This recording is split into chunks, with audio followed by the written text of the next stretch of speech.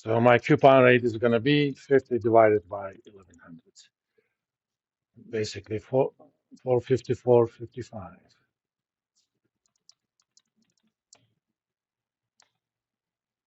Okay.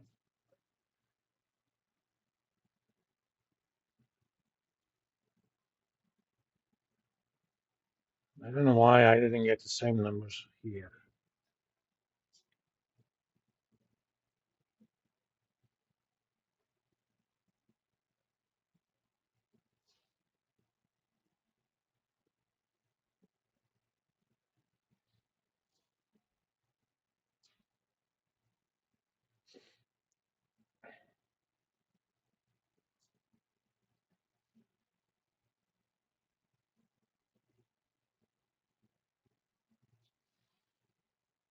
Let me put it here.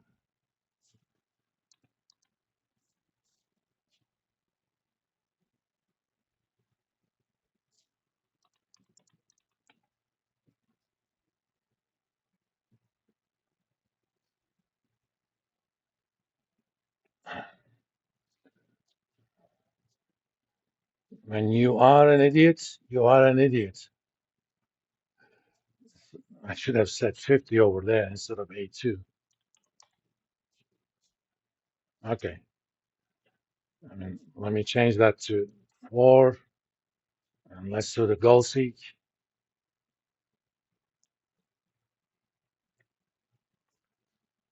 to value 1000 by changing that.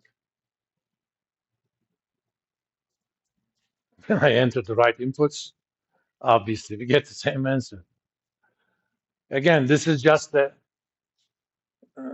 quick way of solving that problem using the template. I'm basically coming up with a fake bond that has the same cash flow as that bond that is to be called. It pays the same amount of coupons and it redeems the same amount of face value. That's why I need to figure out what the coupon rate should be. Then template does the yield to maturity or yield to call calculations for you. Other than that, you could have done it separately by hand. And I think I solved a few problems like this in the individual problem videos I've done. All right. Now, one of the things is we talked about our tips. A lot of bonds have not treasuries, but variable coupons. Okay, we generically call securities like bonds as fixed income, but that does not necessarily mean that actually fixed income.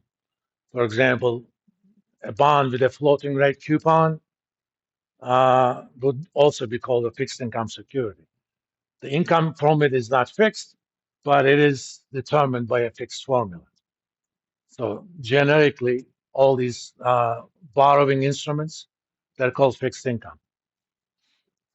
It's very common in Europe and Asia. Corporate bonds have floating rate coupons. In fact, you don't even have to worry about determining what the default risk premium is. They actually tell you, okay, we're going to pay you, let's say this is a German company, we're going to pay you Bunds plus 275, okay? The short-term Bund rates. Bund is German word for bond, but Bund is actually does not mean bond. It's short for Bundesrepublik bonds.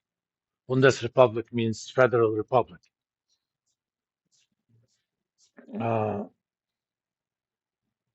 in the old days, we had LIBOR. Okay, LIBOR was kind of a almost universally used short-term reference rate for U.S. dollar, and the way it was determined, there there were about 20, 30. It varied from time to time. Banks in a consortium called LIBOR Consortium. These were major money market banks in London. London, to this day, is still the center of the US dollar money market transactions, which means very short term borrowing and lending between banks, unsecured borrowing and lending between banks. Every day they announce this is the rate at which I'm willing to lend money to one of you guys. Okay. So let's say both JP Morgan and uh, Barclays Bank, which were both part of the LIBOR consortium. JP Morgan says my LIBOR rate today is LIBOR is short for London Interbank Offered Rate. Okay, my LIBOR rate is 4%. So if Barclays wants to come in and borrow money from JP Morgan, they have to pay that 4%. I mean, they can negotiate, but in the morning of London, not US, they say we're doing 4%. And those were averaged at noontime London, and that was that day's LIBOR rate. And these were announced for all sorts of maturities overnight, 1 week, 1 month, 2 month, 3, 6, 9, and a year. Okay, and these were the basis of a lot of floating rate bonds and notes. A note is a bond that has less than 10-year maturity. Nothing fancy about it. I don't know why they wanted to call them something different. I don't know. So I'm, let's say, Daimler Benz, the company that produces Mercedes Benz, right? And I want to borrow money in the European market. So I'm going to say, and I want to borrow in US dollars. I go to the market and say, okay, I'm going to pay you guys LIBOR +2. Here's what that means. On the day of the issue, let's say LIBOR is 4%. Okay, and and these are typically quarterly coupon bonds. On the day of the issue, LIBOR is 4%, so I promised LIBOR +2, so that's 6%. The first coupon is going to be based on that 6%. So for $1,000 face value, that means $60 annual or $15 quarterly. So next quarter, I know I'm going to pay you $15 in interest. But we don't know what's going to happen in the second quarter. To determine what's going to happen in the second quarter, we have to wait 3 months. We wait 3 months, Daimler makes that $15 payments. Then that day, noon London time, we look at what LIBOR is. Let's say it's 5 now. Now I'm going to add 2 to that 7. Next coupon is going to be based on that 7, which means I'm going to pay 17.5. For the third coupon, I have to wait 6 months. 6 months from today, I'm going to make that 17.5 payment. We're going to look at the LIBOR. It's 6% that day, plus the 2 that I promised to pay as a spread. I'm going to pay you guys $20 as the third coupon, and so on and so forth. Okay. This is actually not preferable for a lot of lenders, because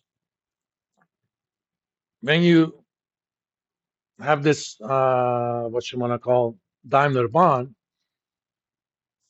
the yield to maturity, let's say it's a fixed rate bond, yield to maturity on that can change. It can change for 2 reasons. A, the credit quality of Daimler has changed, and or the underlying, the treasury rates have changed. So I bought this bond when the treasuries were at 4%, okay? And +2 spread for Daimler, 6%. But 3 months from now, treasuries run up to 6%.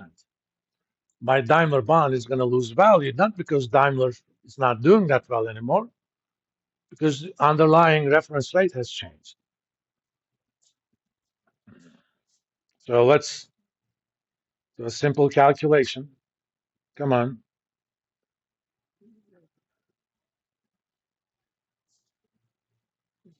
Let's make that 1,000. Let's put this back into setup mode. And originally, I was going to pay, let's say, coupon rate of 6, yield to maturity of 6. All right. Remember, on a fixed rate bond, coupon rates are fixed at the time of the issue. That $60 per year coupon is not going to change at all. So let's make this quarterly. So each coupon is $15. And let's make this a, 20-year bond. 3 months from now, for reasons that are unrelated to Daimler,